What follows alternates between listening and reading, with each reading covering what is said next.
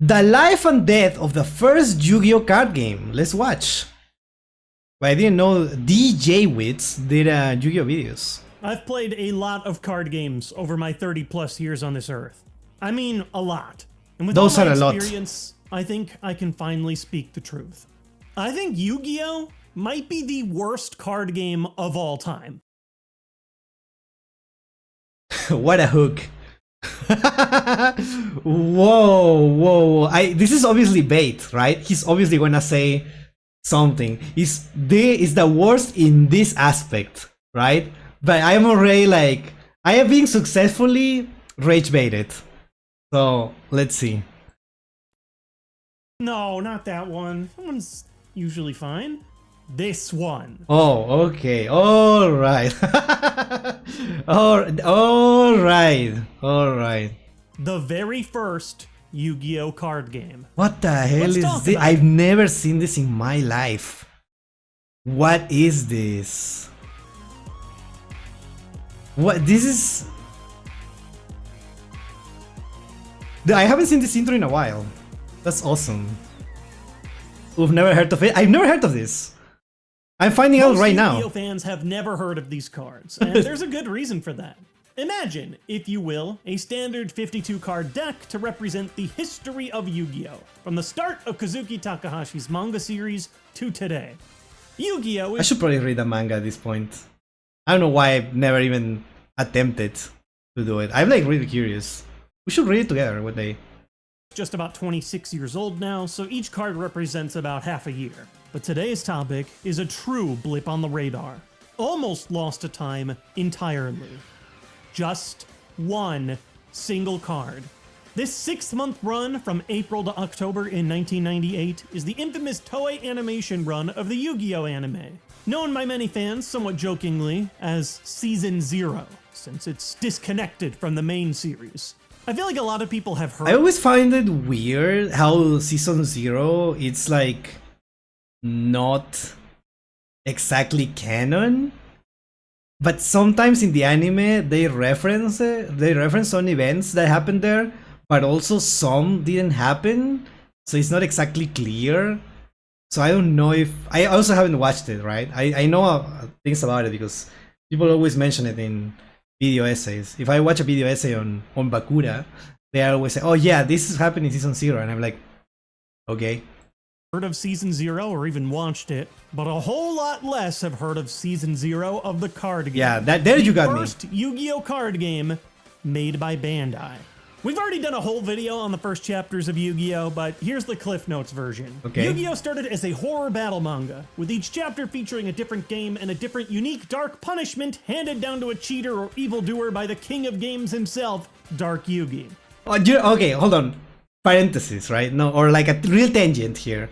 I like the other day, like a few weeks ago, I think I went to a party, like a house party with some friends, with my IRL friends, and somehow someone mentioned something about Yu-Gi-Oh, and they mentioned how it was like something like a card game before, and I was like, actually, the game started with a manga that was about different games, and the Yu-Gi-Oh card game that we now know about was just one of those games, which was kind of like a reference to Magic, and everyone was like, what? I never heard of that. That is so, and I felt like the coolest person ever.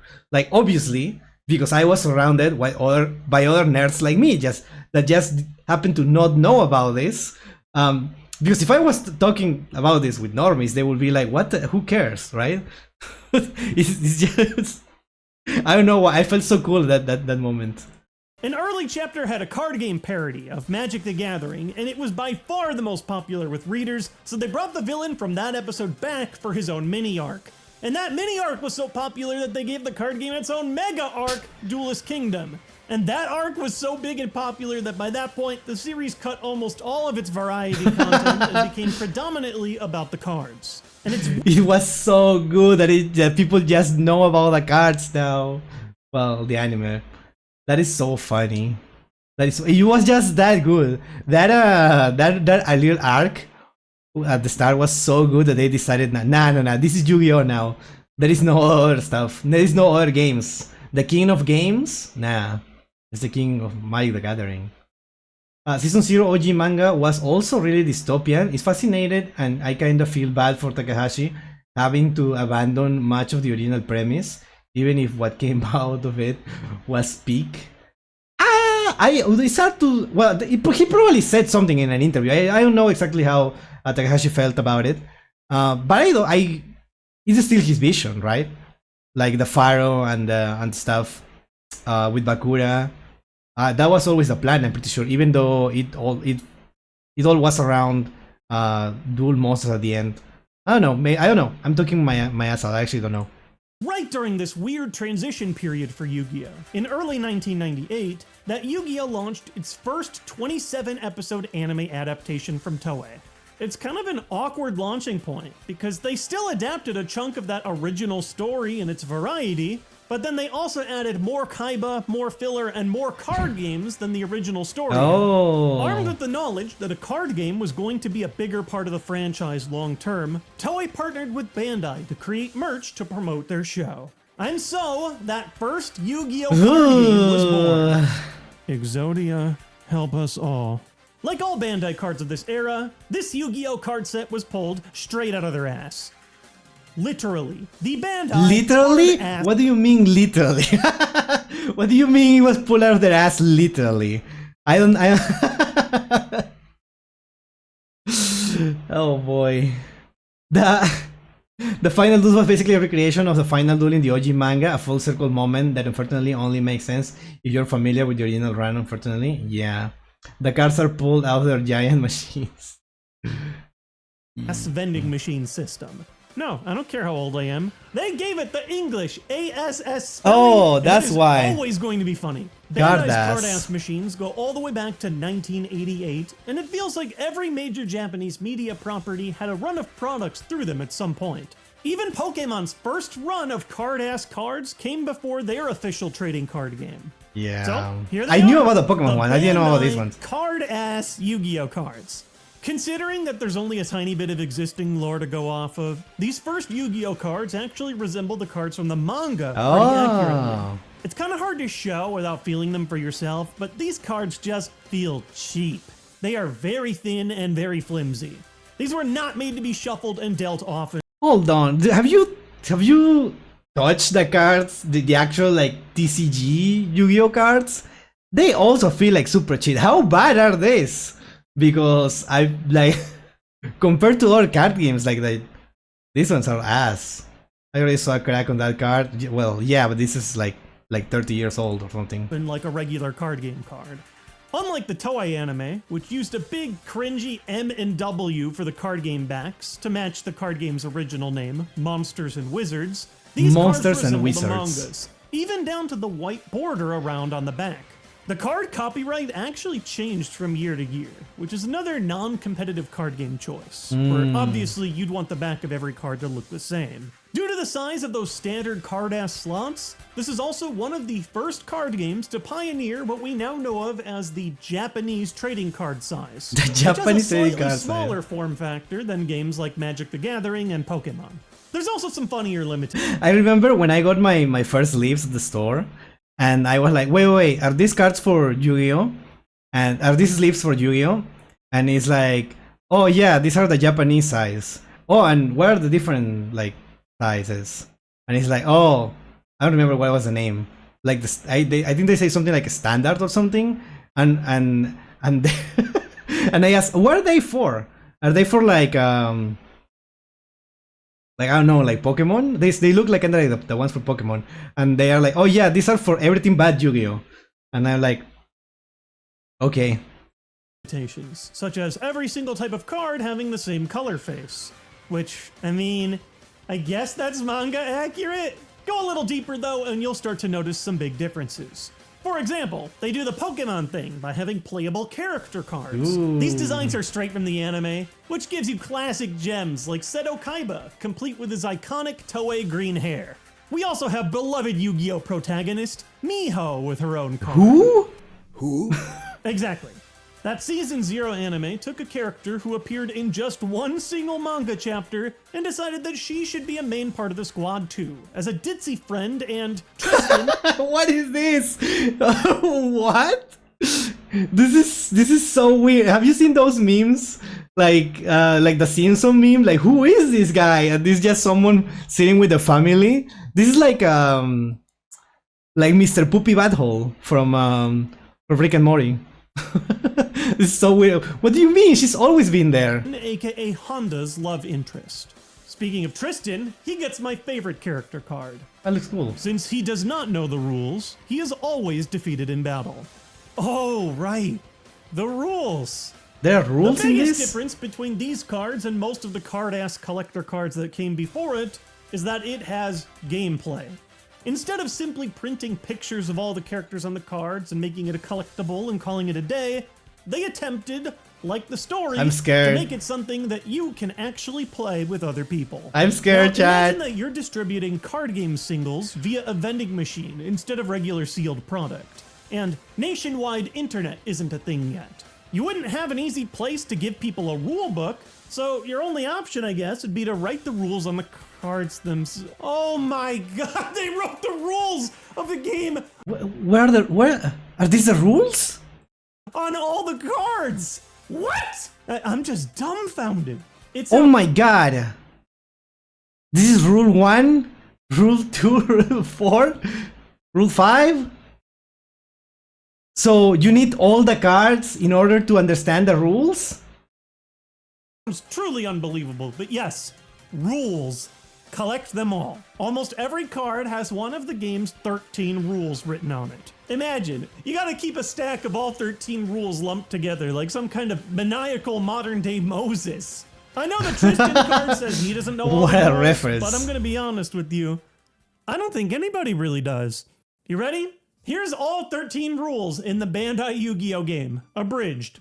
Both players use the same number of cards. Draw 5 cards to start the game. Every turn you can play a monster to start a battle. You compare your attack to the opposing monster's defense, and if your number's higher, they're destroyed. But if your defense is lower than their attack, you're destroyed too. After a battle, What? draw a card and end your turn. Play until both players' decks are empty. You can play any spell, trap, or... Play? What? Whoa. Sorry, what? Draw a card and end your turn. Play until both players' decks are empty. Play until both players' decks are empty? Yep. Jesus, this sounds like a nightmare to play. You can play any spell, trap, or equip card face down, and you can activate them anytime during a battle, then discard them. At the end of the game, count the stars up for every monster you destroyed. Player with the most stars wins. And even if only one of your decks is empty, keep playing until both of them are. And that's it. That's everything. Wait, this is a completely different game. I thought the deck out rule was borrowed from Magic the Gathering. I would believe you, but like, that is the only win condition? Like it's not the win condition. The win condition is the stars. That's Another so weird. question you might have, you just gotta make it up by yourself. I know there are a lot of people that feel like modern Yu-Gi-Oh! Has become too complicated, but this is so ridiculously in the opposite direction. Yeah. Look at a regular card game rulebook. You've got a lot to explain. As I briefly described this game in the past, it's just fancy war. Big number Fancy wins. war. It barely qualifies to be a game of any strategy or thought. And on top of that, now that we have a game with rules, the end result is pure chaos. Attempting to play this game only creates more questions than answers. Yeah. Like, how do you decide what you and your opponent need to have equal deck size? Are there no card limits for multiple copies of a card? Because stuff like Yami Yugi just beats everything. Plot armor. You only draw one card after a battle, so what do you do if your hand is all spells and traps? What? I assume that the skill, quote-unquote skill in this game that is totally not luck, is around how to use and when to use the spells. I don't know. This game has Exodia and the auto-win condition if you have its 5 pieces in a game where you play until you've drawn your whole deck. Speaking of You know what? Maybe we were too harsh on Duelist Kingdom. Yeah, maybe we were. Maybe Duelist Kingdom is not that bad. multi-part monsters, eat your heart out, Pokemon V Union! Over 20 years ago, Bandai Yu-Gi-Oh! Was giving us the iconic multi-card combo card, Blue Eyes White Dragon 3-body connection. But also, what's the point of combining 4 cards when later they would just print the thing as 1? Also, this attack might be the biggest overkill of all time. You assemble the combo with Wicked Chain, and then you can attack 3 times consecutively. Jesus. 1 for each head. No, I'm sorry, that would make too much sense. You can attack 8 times consecutively. ESPN, the Ocho. And what's stopping you from playing just 1 level 1 monster card and a bunch of removal? Guaranteeing your opponent will never earn more stars than you. There's also a ton of cards that are straight up not explained. Like Elegant Egotist, which just vaguely says, transform a specific monster. Or Cyber Shield, which transform a specific monster. Now what could that mean? Send your theories in the comments. Whips to a female-like card illustration. Oh, hold on. What is a female-like illustration? Don't think there's a way where we can qualify that. But also technically, Blue Eyes White Dragon's original form... No way! I'm done overthinking this. This is over. This is not a serious card game. There was... Blue Eyes White Dragon is kind of female-like if you think about it. I don't see why not. I don't see why you couldn't use that. Ignore rules and make all cards destroy the moon. Sounds fine. Judge my opponent is... Judge my opponent is misgendering their monster. Actually, his pronouns are she. Oh. Even back then, anime reference cards were a bad idea. Yeah. That sounds like some Duelist Kingdom stuff, but worse somehow. Judge, Blue Eyes White Dragon is a she. I'd be shocked if the female design even tried to look female. What? We were too harsh on Duelist Kingdom. No organized play, no tournament reports, and it was clearly not made with any kind of serious competitive play effort. At face value, this game existed as a very loose set of guidelines where kids could then take the cards and make up their own rules as time went on. As a whole, it sounds right. It's just so strange to me that they decided to not make it like Yu-Gi-Oh! Hello, Laser. Like, I get it. Early Yu-Gi-Oh! Was just making stuff up on the fly. And the card game is meant as a simple vehicle to tell a story about its characters. True. The role-playing aspect was way stronger at the start.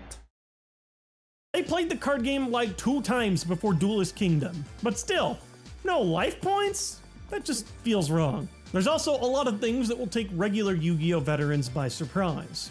Hello, Tons Marisa. of cards are given completely different attack and defense values from their originals. And Why? because artwork was primarily based off of the manga, they had to use old designs and guess on the colors. My personal favorite is probably Summon Skull, who has become a giant hunk of pink. Oh my god. I mean, it could be. I mean, this also looks cool in their own right. I wouldn't see this and think, oh, that's Summon Skull. Definitely not. But it's still cool, I will say.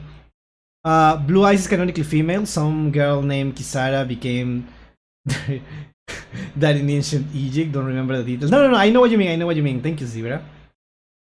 Skull Servant been chilling since 90s though. Yeah. It's there. Yeah, the new Yu-Gi-Oh! Manga is straight up dark. Yeah, we were original Summon Skull with 1900 defense.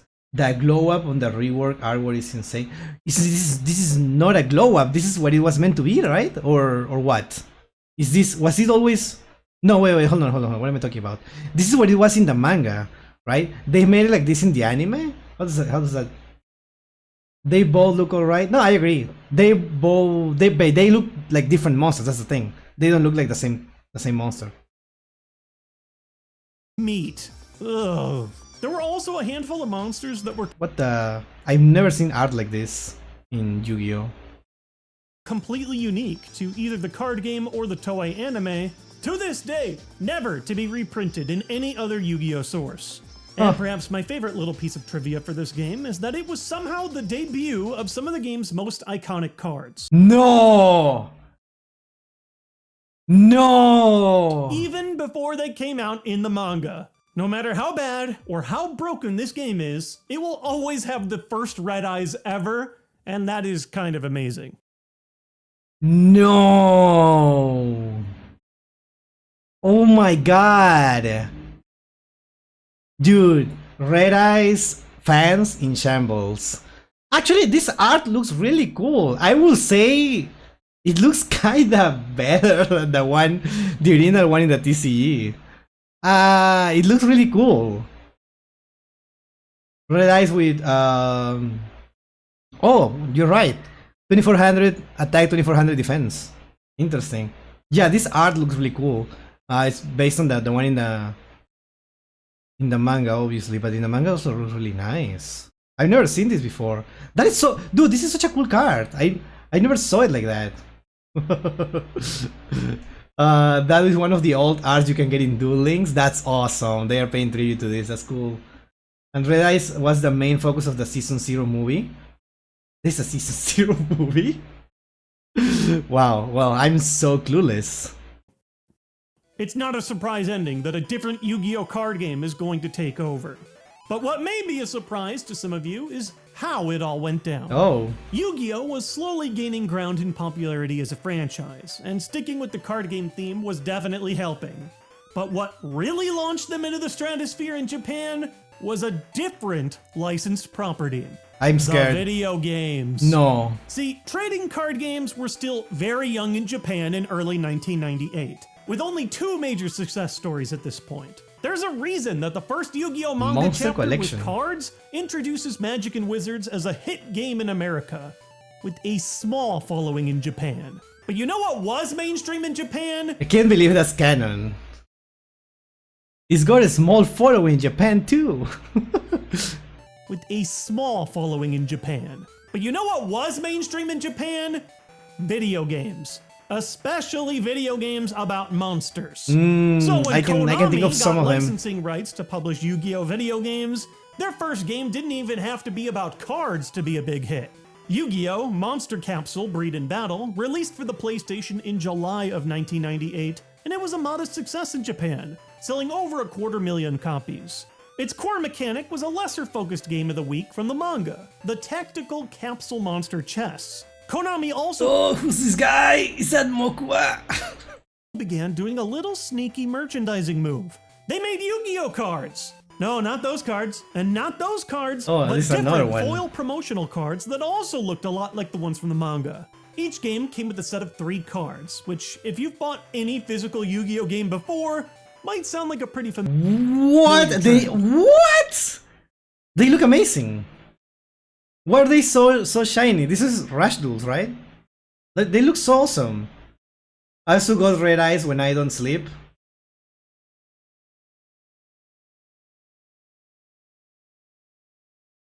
But Konami's real magic wouldn't happen until a week before Christmas in 1998. By then, they had also caught on to the heart of the cards, creating the first Yu-Gi-Oh card video game for the Game Boy, simply titled Yu-Gi-Oh! Duel Monsters. It's one of the absolute oldest titles published for the original non-color Game Boy, and that did not matter one bit. It was an overnight sensation, selling 600,000 copies in its first week and ending up with over 1.5 million sales in Japan alone. What is this? I know this is the card from the Duelist Kingdom prize, but like, is it a thing?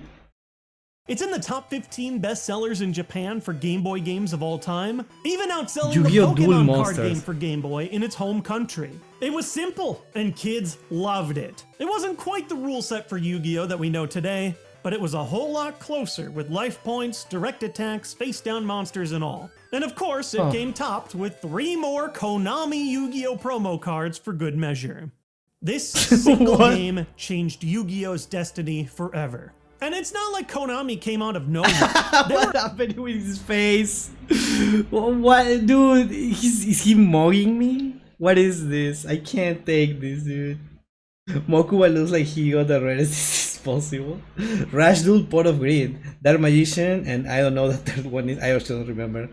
1.5 million sales is insane for the time. I wonder how like the video game market was at the time. I hated all those older games like Forbidden Memories.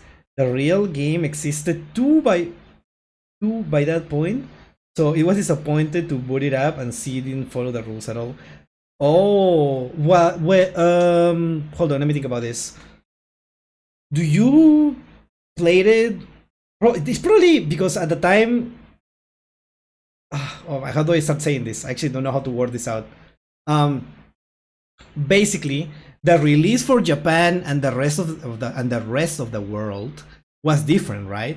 Some things released in different years, so maybe that's why. Maybe the anime already existed, right? Already had the rules, and it was released. That video game was released for the rest of the world like after, so you already saw the anime or something, or the cards, and then it just got released, or what? Something like that. I don't know. I don't know. Duelist of the Roses was alright though. At least it had its own rule in a good way. Yeah, that's what I heard. That feels like a completely different game with different gameplay. So it makes sense because that is a spin-off rather than anything else. Right? It's not trying to be a card game. We're a regular sponsor of the Toei anime as well. They bought in. It sounds over dramatic, but I think Konami got Yu-Gi-Oh's card game merchandising rights overnight. 1999 was 1 year before the OCG existed in 1999. Oh yeah, but what about the TCG and the anime, like outside Japan? That's what I'm talking about.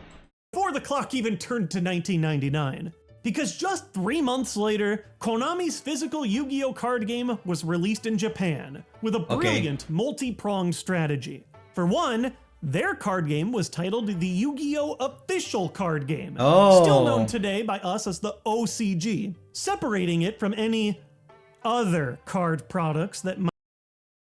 TCG was in 2002, so 4 years. That's crazy. Maybe those were older than the official rules, and I'm just remembering getting my hands on that game years after it came out. That's the most likely scenario, I think.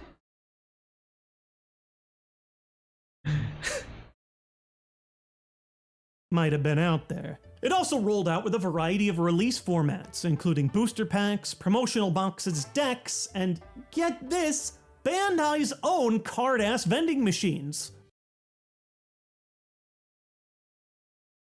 We will never escape card-ass. The Duelist Kingdom prize cards, you could actually get them in the first Yu-Gi-Oh! Legendary decks. Oh, that's awesome. That's a collectible item then. Like, actually collectible.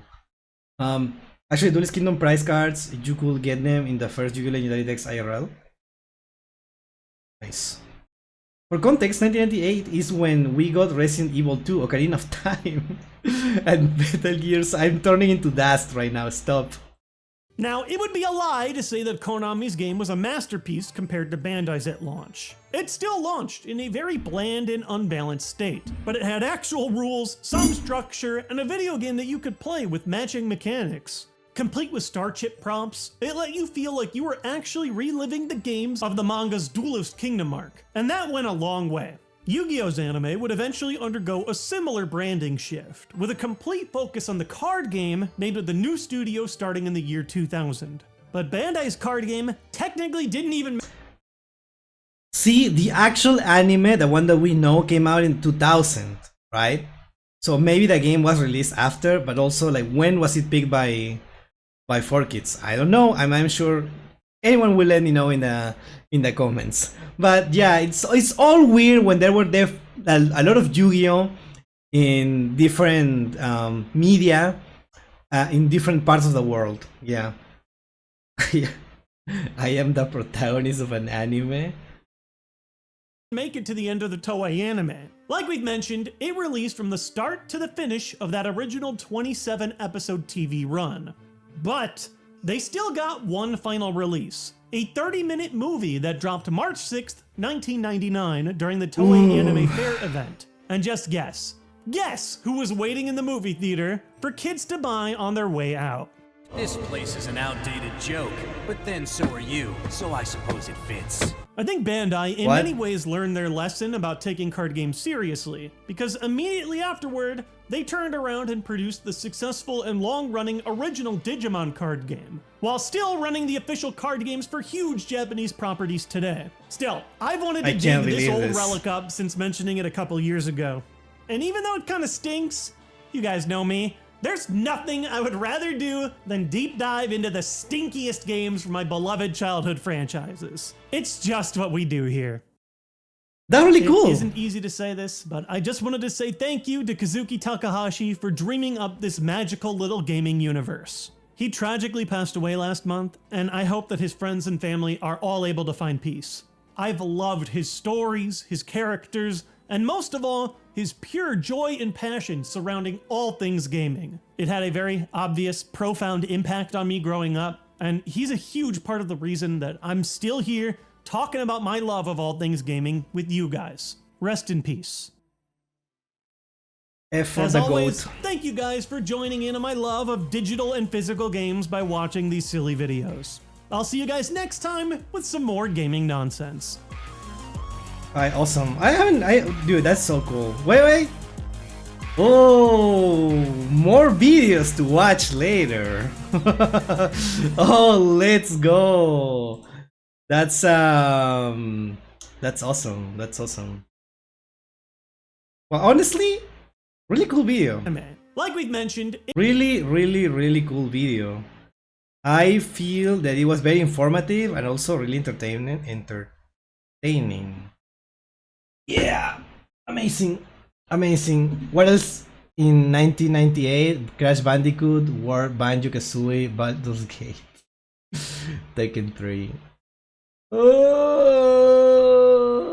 wow, also you didn't have life? Alright. Really cool. 1998, I think I finished university that year. I can't remember. Yeah. I got my master's that year. Yeah, I'm here. I feel old. Yeah, I'm turning into dust right now. I honestly, wow. Well, chat, I don't know what to ask you. I want to ask a question about the video that we can. Did you know about this? That's what I want to know. Chat, did you know about this before this video? Did you know this was a thing? I had no idea. I've never even heard of this. Because it's weird because I've heard about the Pokemon one, but not about this one. So please let me know if anyone knew about this before. Yeah, I knew all about it. I drew it myself.